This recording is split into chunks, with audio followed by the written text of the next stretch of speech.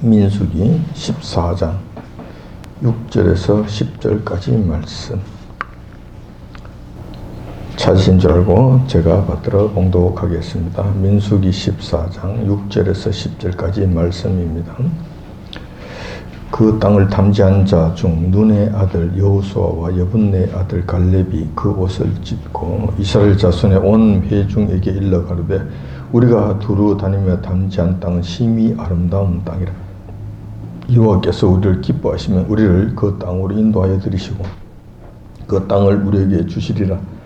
이는 과연 젖과 꿀이 흐르는 땅이니라. 오직 여호와를 거역하지 말라. 또 그 땅 백성을 두려워하지 말라. 그들은 우리 밥이라.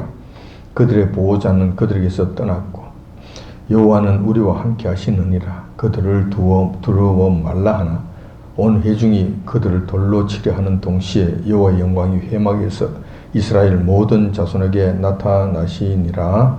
아멘. 본문 말씀을 중심으로 해서 여호수아와 갈렙의 믿음이라는 제목으로 말씀을 나누고자 합니다.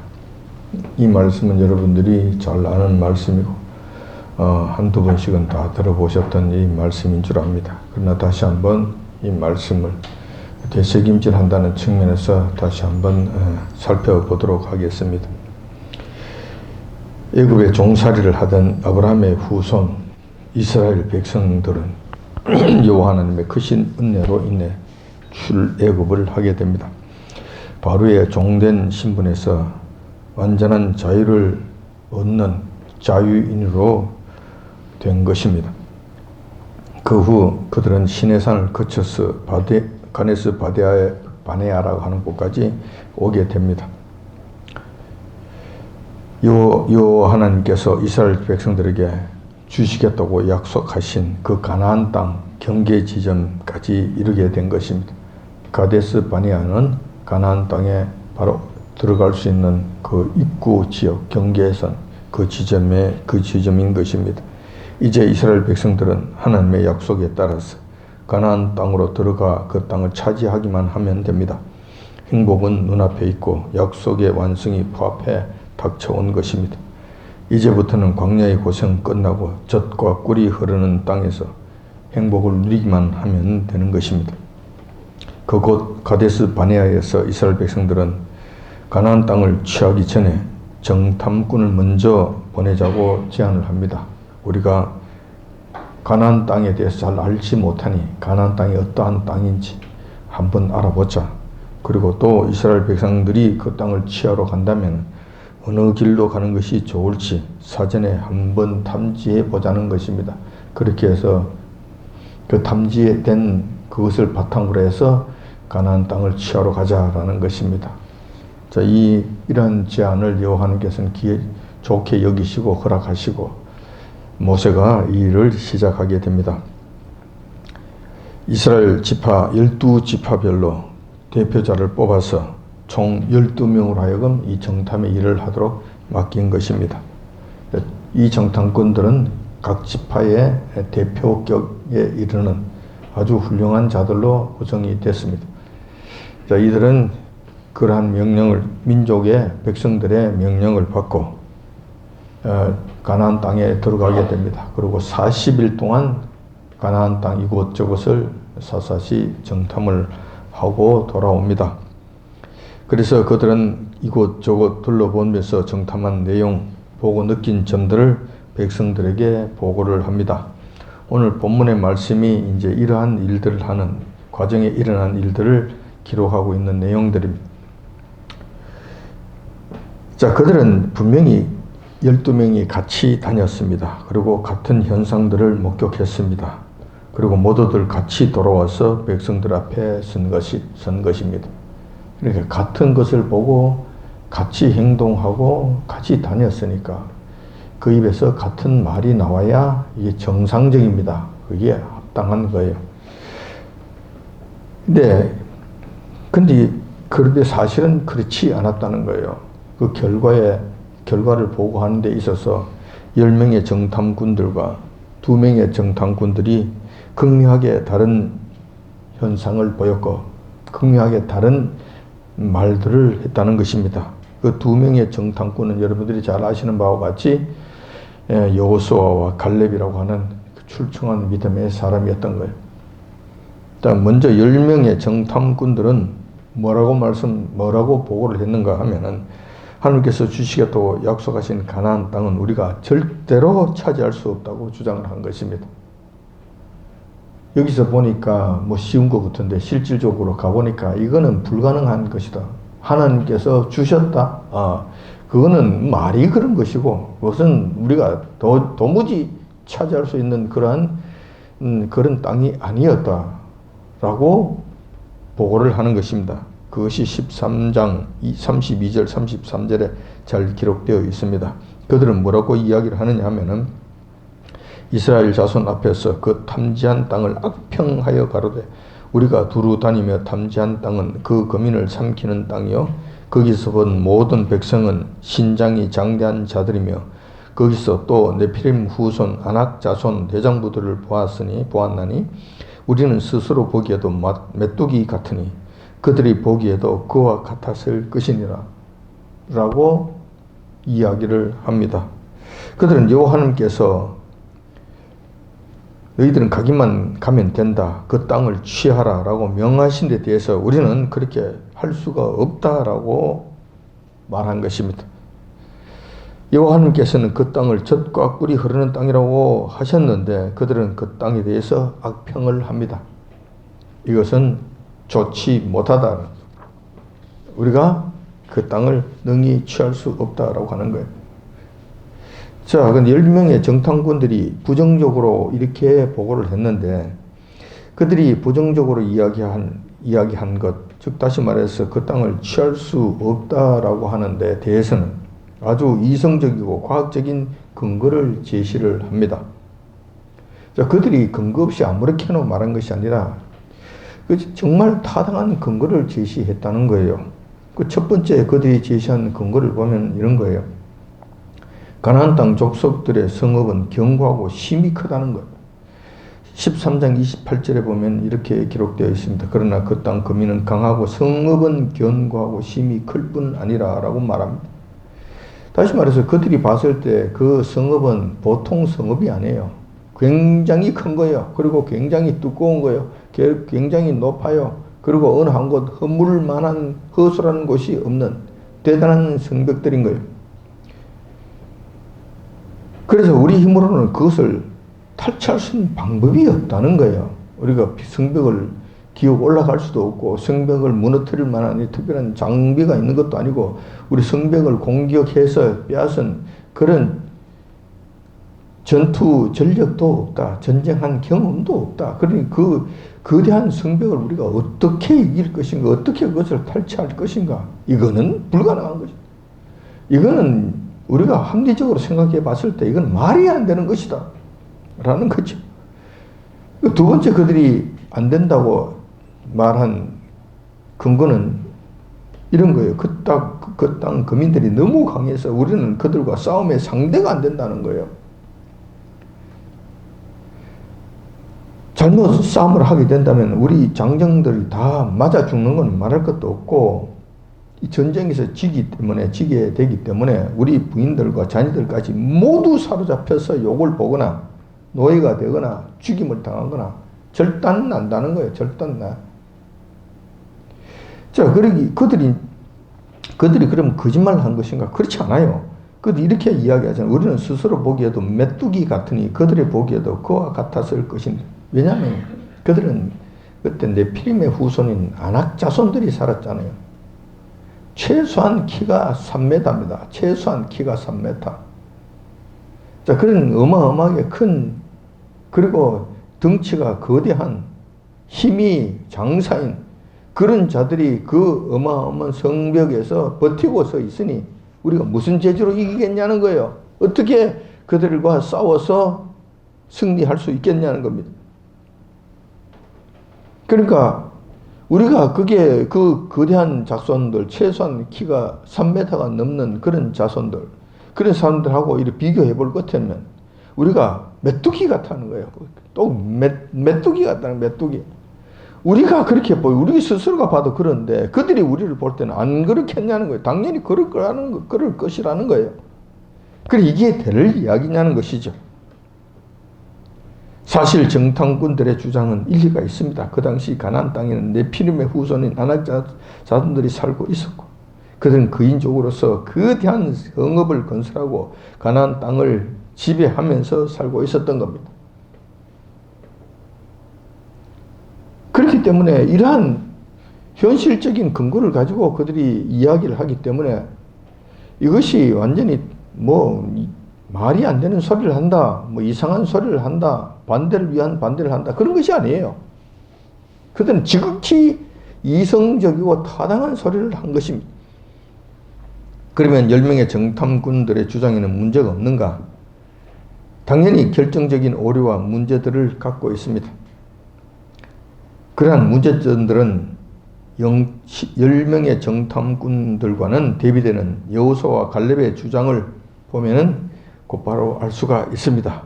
그러면 여호수아와 갈렙은 뭐라고 이야기를 하는 것인가? 여호수아와 갈렙은 10명의 정탐꾼들과는 달리 가나안 땅을 충분히 차지할 수 있다고 보고를 합니다.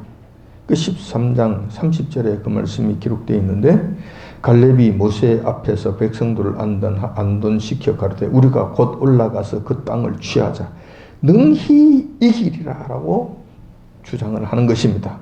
여호수아와 갈렙은 10명의 정탐꾼들과 같은 시간 같은 장소를 함께 다니며 정탐하고 돌아온 자들입니다. 그러나 그들이 보고 느끼고 확신한 것은 10명의 정탐꾼들하고는 완전히 다른 반대되는 모습을 보인 것입니다. 그 왜 그랬을까? 이러한 반대 현상과 결론이 나온 것은 어떠한 근거에서 그러한 것인가? 그 원인은 무엇인가라는 거예요.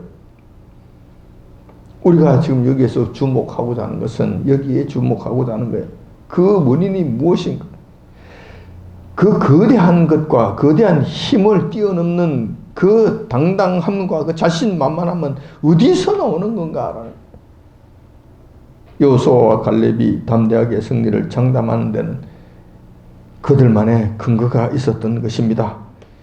14장 8절부터 9절까지 그 말씀이 잘 기록되어 있는데 그 말씀을 보면 이렇게 되어 있습니다.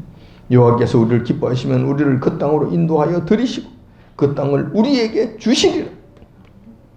또한 오직 여호와를 거역하지 말라. 또 그 땅 백성들을 두려워하지 말라. 그들은 우리의 밥이라. 그들의 보호자는 그들에게서 떠났고 여호와는 우리와 함께 하시느니라. 그들을 두려워 말라. 라고 당대하게 외치는 거예요. 자, 여기서 보면은 여호수아와 갈렙이 완전한 승리를 장담하는 근거가 있습니다. 그들이 완전한 승리를 장담하는 근거는 첫 번째, 여호와님께서 그 땅, 가나안 땅을 우리에게 주셨다는 것입니다. 그 주셨기 때문에 우리는 무조건 이길 수 있다는 거예요. 여호와 하나님의 명령을 거역하지만 않으면 그 땅은 무조건 우리 민족의 소유가 된다는 믿음이었어요. 그들의 가나안 땅의 그 거대한 사람들의 모습, 거대한 그리고 견고한 성읍을 보면서 두려워할 필요가 전혀 없다는 거예요. 다시 말해서 가나안 민족들과의 싸움은 우리의 싸움이 아니라 여호와 하나님께서 친히 가나안 족속들과 싸워주시는 전쟁이기 때문에 그분 뒤를 따라가기만 하면 된다는 확신이었던 것입니다.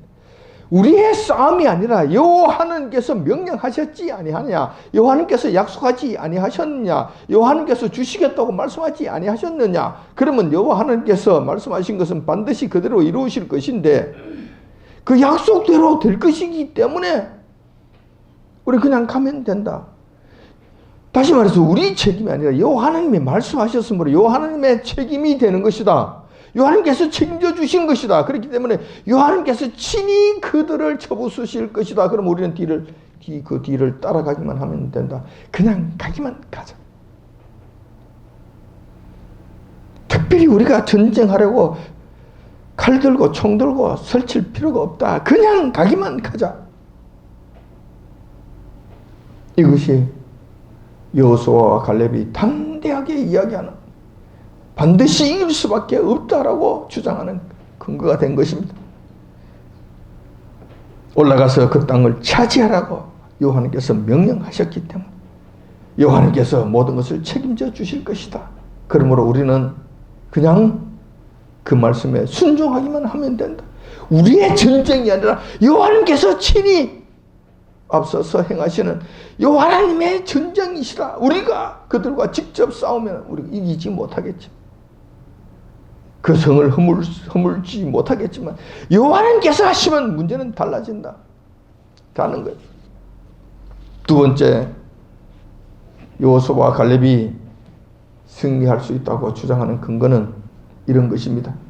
그들의 보호자가 도망갔기 때문이라는 것이에요. 여기서 보호자라고 하는 것은 히브리어 원문에 의하면 젤이라고 하는 건데 이 말의 의미는 보호하다, 덮다라는 의미를 갖고 있습니다. 덮고 보호해주고 감싸고 하는 이런 의미를 갖고 있는 겁니다. 그래서 다른 성경책에서 보면은 보호장벽, 보호방벽, 보호성벽 이런 것이 없어졌다는 식으로 번역하기도 합니다.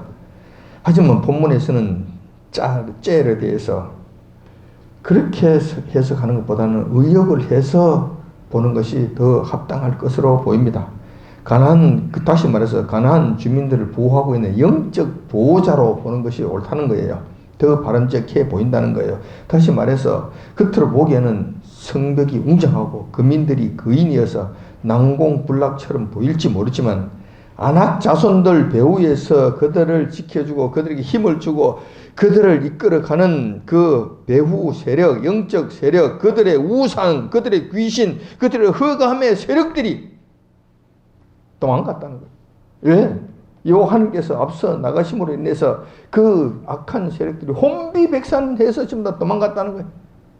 그들은 믿음의 눈으로 그 모든 것을 본 거예요. 그러므로 그들은 보이는 것은 거대할지 모르지만 실속은 없다는 거예요. 아무것도 없다는 거예요. 그들도 그들 배후에서 지지해주고 그들이 힘을 주는 그런 악한 영과 악한 세력들에 의해서 그들이 그냥 담대한 척하고 큰 힘을 쓰는 것처럼 그렇게 의시되지만 그 배후에 있는 그런 세력들이 없어지게 되면 그때부터는 그들도 두려워서 겁먹고 정신을 못 차린다는 거예요. 안절부절한다는 거예요. 그러니 겁먹을 필요가 전혀 없다는 것이죠. 그냥 가기만 가면 된다는 거예요. 그런데 그들은 지금 그런 상황이지만 지금 우리는 어떤 상황인가? 그들의 보호자가 도망갔기 때문에 지금 더 그냥 겁이 나서 도망갔기 때문에 그들은 지금 안절부절하지 못하는 그런 상황이 됐지만 우리는 어떤 상황인가? 우리는 만군의 여호와님께서 함께 계시고 앞서 행하실 것이기 때문에 두려워할 필요가 없다라는 거예요. 즉 보기에만 험상궂게 생긴 자들이지만 저들은 우리의 밥이라는 거예요. 그러니까 크기 때문에 두려운 것이 아니라 크니까 두드려 패기가 좋다는 거예요. 그들을 돌로 치기가 좋다는 거예요. 그리고 그들은 아무런 힘이 없기 때문에 우리의 밥이라는 거예요.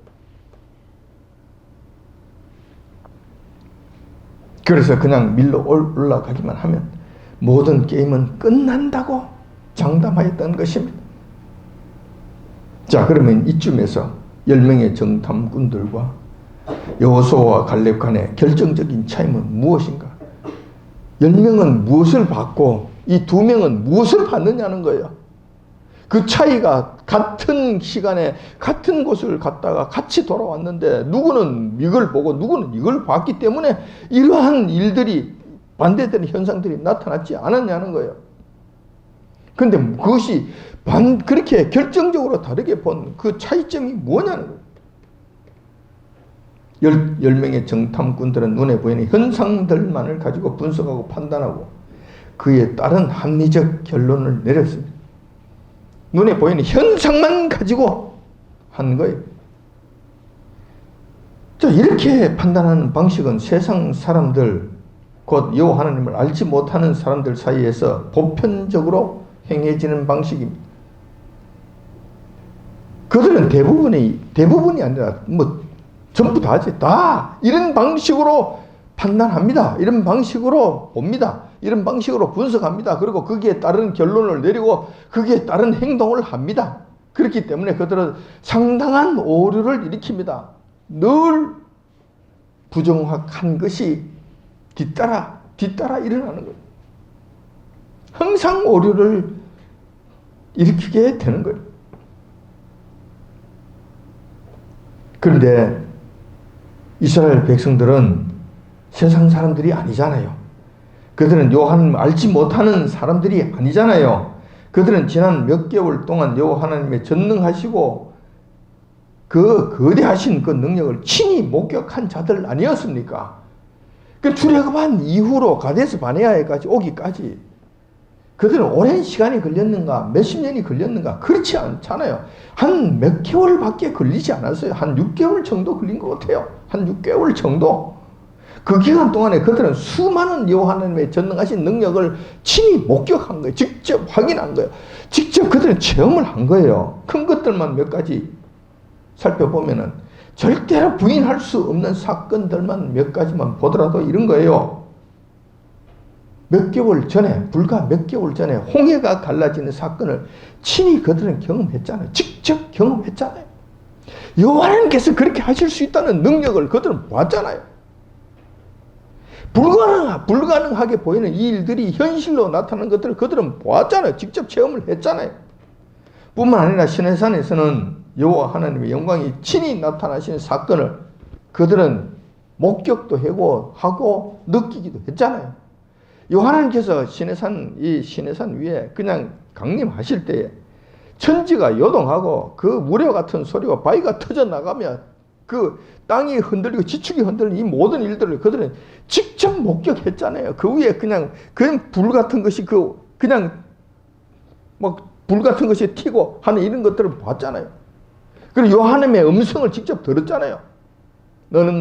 나는 너희를 애굽에서 인도한 여호와 하나님이라고 말씀하실 때 천지가 울리는 거고 그냥 바위가 그냥 막 날아다니는 어마어마한 현상들이 나타나는 이스라엘 백성들이 이 여호와 하나님 제발 저에게 말씀하지 마옵소서. 저희들이 직접 말씀하시면 저희들이 죽을까 하나이다. 그 말씀을 듣다가 죽을 것 같사옵나이다. 그러니 무서워 죽을 것 같으니 저에게 직접 하지 말시오. 말씀하지 마옵시오. 모세에게 당신의 종 모세에게 직접 말씀하시면 모세가 우리에게 명하는 대로 우리가 다 순종하겠나이다. 그리고 그냥 완전 줄항복을 했잖아요. 그것을 그들은 지금 불과 한 1, 2개월 전에 시내산에서 이것을 직접 체험한 거예요. 불과 한 달 반 정도? 한 달 반 정도 전에 친히 그것을 모든 것을 경험을 한 자들이에요. 여호와 하나님을 모른다고 할 수 없는 거예요. 여호와 하나님의 능력을 알지 못한다고 이야기할 수 있는 자들이 아닌 거예요. 확실하게 이 모든 것을 경험한 자들이에요. 그리고 지금도 여호와 하나님의 권능을 지금도 맛보고 있잖아요. 지금도 체험하고 있잖아요. 지금도 함께 하고 있잖아요. 뭐냐면 오늘 아침에도 그들은 만나를 먹었잖아요. 여호와 하나님께서 주신 그 만나를 오늘 아침에도 그들은 그것을 먹었잖아요. 매출하기도 먹었겠죠. 뿐만 아니라 지난 밤에도 여호와 하나님의 불기둥으로 그들을 감싸시는 그 포근함 가운데서 따뜻한 잠을 잤잖아요. 성막 가운데서부터 피어올라오는 그 구름 기둥, 저녁에는 불기둥이 되어서 그들을 온 감싸주시는 그 모든 것들을 친히 지금도 보고 있잖아요. 그런 가운데서도 여호와 하나님의 능력을 의지하지 않았다는 거예요.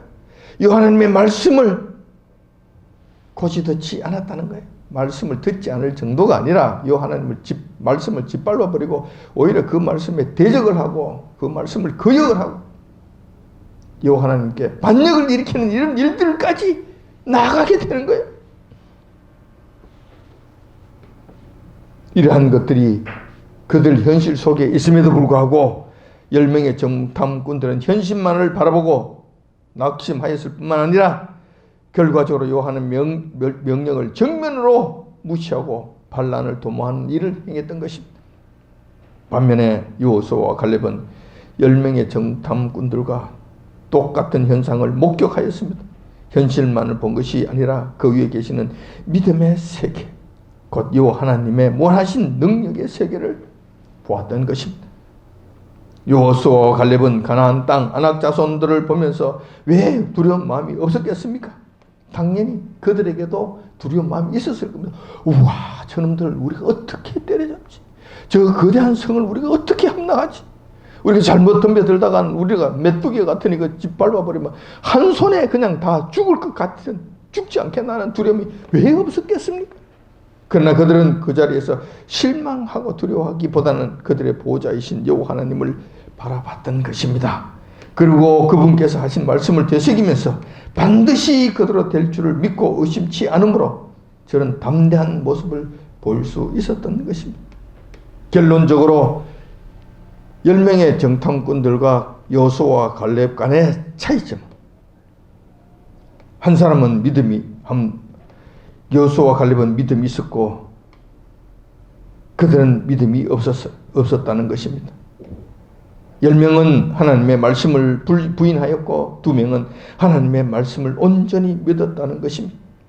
10명은 여호와 하나님을 대적하였고 여호수아와 갈렙은 하나님께 충성하였다는 거예요. 이런 점들이 10명의 정탐꾼들과 여호수아와 갈렙 사이의 결정적인 차이점이었다는 것입니다. 그 결과는 어떻게 되었습니까? 우리가 잘 아는 바와 같이 10명과 여호수아와 갈렙 그들의 결말은 극명한 대조를 이루게 됩니다. 10명의 반역 정탐꾼들은 약속의 땅, 젖과 꿀이 흐르는 땅을 바라보면서도 가나안 땅에 들어가지 못했습니다. 광야에서 모두 죽었던 것입니다. 뿐만 아니라 10명의 정탐꾼들의 말을 듣고 정탐꾼들의 주장에 동조하고 그 말을 따랐던 백성들까지도 모두 광야에서 거꾸로 지는 참사를 당하게 된 거예요. 여러분, 그래서 지도자도 중요한 거예요. 지도자가 중요한 거예요. 잘못된 것을 가르치고 잘못된 것을 주장했을 때에 여호와 하나님께서는 그 지도자들을 크게 벌하실 뿐만 아니라 잘못된 주장에 끌려갔던 그 백성들까지도 전부 다 벌하신다는 거예요. 전부 다 죽음으로 그냥 몰아가신다는 거예요. 그래서 여러분 조심하시기 바랍니다. 나는 뭐 몰라서 그러느니 뭐 그 말을 듣고 따라가다 보니까 그렇게 되었느니 이런 변명은 통하지 않습니다. 결국은 그들도 광야에서 다 죽게 되었다는, 거꾸로 지게 됐다는 거예요. 오로지 여호수아와 갈렙만 꿈에도 그리던 가나안 땅에 입성하는 축복을 누리게 되었던 것입니다. 물론 10명의 정탐꾼들은 그 지독한 배신으로 인하여 그 즉시 여호와께서 치셔서 10명을 다 거꾸로 틀리는 이런 일들을 하셨습니다. 그리고 백성들은 40년 동안 광야의 땅에 그냥 돌아다니면서 그들은 다 하나같이 다 죽임을 당한 이런 일들이 벌어졌다는 거예요. 그리고 그 후손들이 일어나서 가나안 땅에 들어가게 된 이런 일들이 일어나게 되었던 것입니다. 자, 현재 조국 우리 대한민국의 교회는 문재인 정권 하에서 심각한 위기를 맞고 있습니다. 조금 전에 이여성 집사 기도 속에서도 그런 기도를 하였는데 지금 심각한 위기를 맞고 있습니다. 우한 폐렴을 코로나19라고 명명하면서 우한 폐렴은 자기네들이 다 퍼뜨려 놓고 그 폐렴의 죄는 백성들과 교회에게 다 뒤집어 씌우는 이런 현상으로 나타나고 있습니다. 폐렴을 앞세워서 온갖 악한 일들을 도모하고 있는 것이 지금 현 정권의 모습입니다.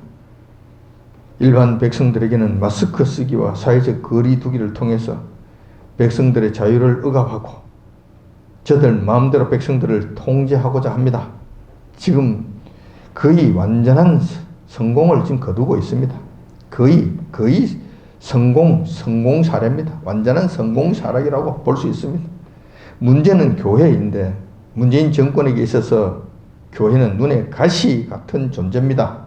그러므로 우한 폐렴을 앞세워서 이 교회를 이참에 완전히 없애버리고자 하는 그런 속셈이 노골적으로 보이고 있습니다. 저들의 공격 목표는 폐렴으로부터 백성을 이 문재인 정권의 궁극적 목표는 폐렴으로부터 백성들을 보호하는 것이 아닙니다. 오히려 백성들을 억압하고 또 교회를 말살하는 것이고 나아가서는 교회를 길들이기 위해서 그 교회를 길들이기 위해서 이런 일들을 한다는 거예요. 그리고 교회를 길들여서 앞으로는 좌파 정권에 대드는 것이 아니라 좌파 정권의 신유로 삼겠다는 그런 속셈이 완전히 노골화되고 있다는 거예요. 안타깝게도 지금의 한국교회는 이러한 좌파 정권의 속셈을 제대로 알아차리지 못하는 듯합니다. 뭔가 정부 시책에 충실히 따르기만 하면 곧 팬데믹 문제가 해결되고 모든 규제가 해결될 것이라고 생각하는 그런 모양새입니다.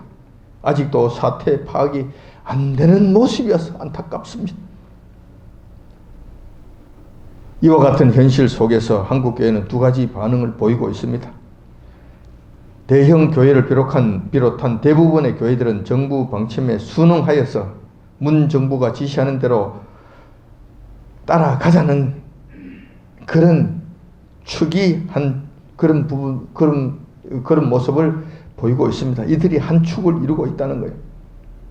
반면에 소수의 교회들은 문 정권의 지시에 저항하자는 축으로 나누어지는 것입니다. 한 축은 대형 교회를 비롯한 대부분의 교회는 그냥 문 정권을 따라가자는 것이고, 소수의 교회들만, 적은 소수의 교회들만 문 정권을 따라가면 안 된다고. 그렇게 가는 것이 필경은 망하는 길이니까 그렇게 가는 것이 아니라고. 정하고 퇴적해야 된다고 주장하는 거예요. 순응하자는 측은 이렇습니다. 그들은 이렇게 이야기하는 거예요. 마스크를 열심히 쓰고 거리 두기를 하면서 비대면 예배를 드리면 된다고. 그래도 예배는 예배니까 그렇게 하면 된다고. 얼마 있지 않으면 이 모든 것이 풀려서 이제 좋은 세상을 맞이하게 될 것이라고. 과거처럼 회복이 될 것이라고. 이렇게 떠들어댑니다. 그렇게 해서 그 주장대로 그들은 그것을 지금 열심히 실천하고 있습니다. 열심히 실천하고 있습니다. 어떤 교회는 그렇습니다. 성도들 보고 교회에 오지 말라고. 비대면 예배를 드리라고 하는데 왜 교회를 나오느냐고. 교회에 나와서 우리 이 교회 입장을 어렵게 만들지 말라고, 난처하게 만들지 말라고, 교회 오지 말라고, 오히려 그런다는 거예요. 그런 이야기를 하는 성도를, 그런 권사님들 만났어. 그래서 탄식을 하는 거예요. 이게 어떻게 하면 좋겠습니까? 하고 저보고 그런 이야기를 하는 거예요.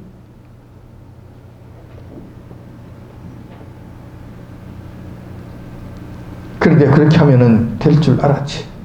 그렇게 하면은 곧 좋은 날이 올 줄 알았지. 그렇지 않잖아요. 노골적으로 교회를 문을 닫아버리잖아요. 폐쇄시켜버리잖아요. 우리 말을 듣지 않는다고. 그리고 우리한테 긁어적거린다고 폐쇄시켜버리잖아요. 그래서 정해서 완전히 순종하고 완전히 따르고 완전히 시인처럼 보이는 교회는 괜찮지만 조금 껄끄럽게 보이는 교회는 그냥 지목해서 그냥 문 닫아버리잖아요. 폐쇄시켜버리잖아요. 지난주에도 말씀드렸다시피 부산에 손현보 목사님의 교회가 그냥 폐쇄당했고, 서울에 있는 심화봉 목사님 은평중앙교회 그냥 폐쇄해버렸잖아요. 자기들한테 되어드는 아주 걸거적거리는 존재들이 교회고 뭐 그냥 막 없애버리는 거예요. 그들은 절대로 이 상태로 순복한다고 해서, 따라간다고 해서 그들이 봐줄 그런 인간들이 아닙니다. 교회에 대해서는 이를 갈고 있는 자들이에요. 절대로 선한 마음을 가지고 있지 않다는 거예요. 그들은 교회가 전부 다 말살되고, 교회가 완전히 그들의 완전히 손아귀에 시녀처럼 들어올 때까지 와야만 직성이 풀리는 그때까지는 그들은 절대로 이게 탄압의 강도를 낮추지 않을 거예요. 지금 어떻습니까? 심심하면은 어떤 교회, 어떤 선교단체 하나씩 물고 들어와서 완전히 우한 폐렴을 완전히 막 퍼뜨리는 권거지로 완전히 주범으로 완전히 이거를 완전 죄인으로 삼아서 난도질을 지금 하잖아요. 그리고 교회를 그냥 완전히 죽일 그런 존재들로 우리와 함께 하지 못할 악한 존재로 악한 집단으로 이 우한폐렴을 퍼뜨려서 온 백성들을 다 죽이는 범인들로 이렇게 지금 몰아가고 있잖아요. 정말 그렇습니까? 정말 그러냐고요?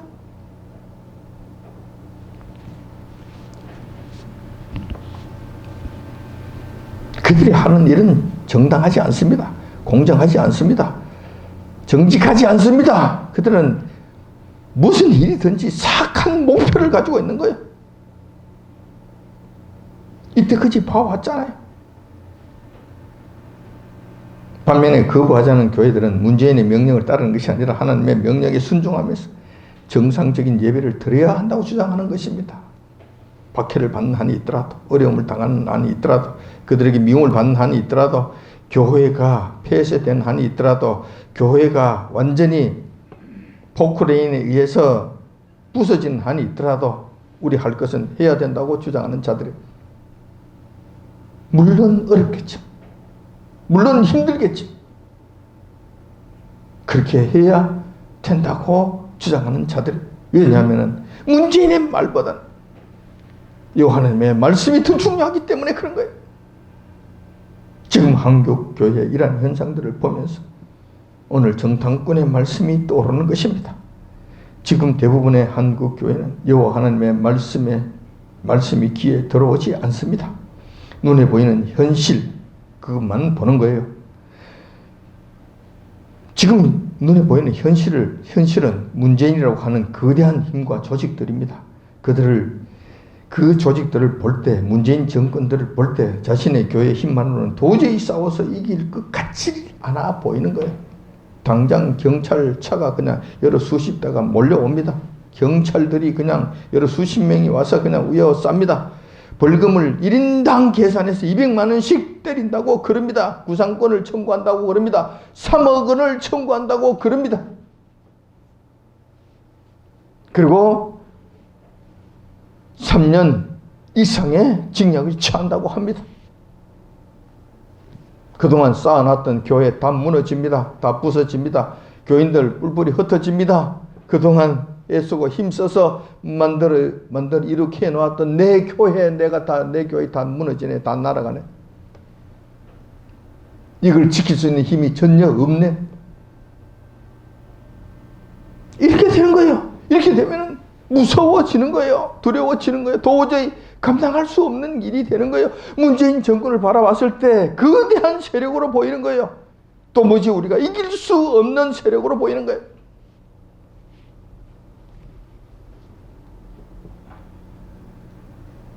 그래서 문재인 일당을 보면 무섭고 떨립니다. 이렇게 되면 교회는 두 가지 형태로 나타나게 되는데, 하나는 타협하는 것입니다. 문재인 정권과 적당하게 타협해서 현실을 모면해 보자는 약삭빠른 모습입니다. 이런 일들 하는 교회가 한두 교회겠습니까? 대형 교회들 상당수가 이렇게 됩니다. 이렇게 돼요. 더 심한 것은 완전히 타협하자는 것에서부터 더 나아가서 완전히 문재인의 그 힘에 굴복해 버리자는 거예요. 완전히 그게 그냥 들어가 버리자는 거예요. 아이고, 시킨 대로 하겠습니다. 그리고 완전히 굴복해 가버리는 거예요. 굴복해서 들어가 버리는 거예요.